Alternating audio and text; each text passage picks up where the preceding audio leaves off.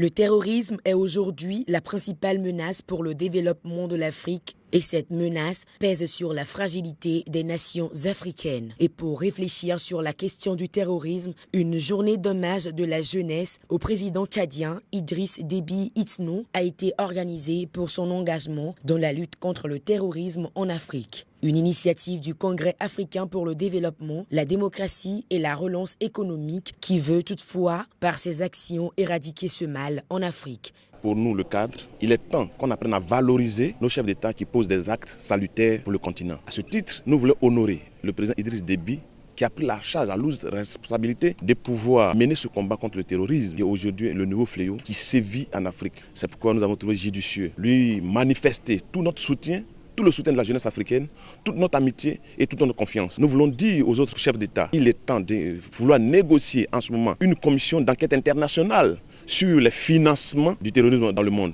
Et donc d'ici peu, nous allons saisir le Conseil de sécurité de l'ONU pour qu'une enquête à ce sens soit menée, pour qu'on sache exactement d'où viennent les financements du terrorisme. L'analphabétisme, le fanatisme, la misère et la solidarité transversale sont entre autres causes du terrorisme. Et pour lutter contre ce fléau, plusieurs mesures doivent être prises. Le cadre, pour sa part, considère que la lutte contre le terrorisme est une affaire de tous et de toutes couches sociales. Il y a tout un panel d'actions à faire, aller sur l'éducation, la formation et la sensibilisation.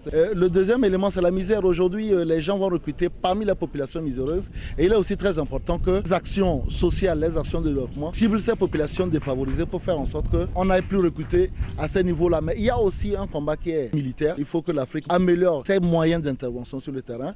Vous voyez exactement comment le Nigeria peine à lutter contre le terrorisme en son sein. Et il va falloir que beaucoup d'États africains comprennent que lutter contre le terrorisme implique quelque part aussi une amélioration des budgets militaires. Et il faut aussi, pour terminer, comprendre que la lutte contre le terrorisme ne peut se faire que dans un cadre sous-régional intégré. Et donc c'est tous ensemble, tous les pays, peut-être à ce niveau-là, que la lutte doit être très précise. Le cadre est une structure panafricaine créée le 20 juin 2012 à Cotonou au Bénin par des jeunes dynamiques et compte à ce jour 6 représentations sur le continent, au Zimbabwe, au Tchad, en Côte d'Ivoire, au Libéria, au Bénin et au Togo.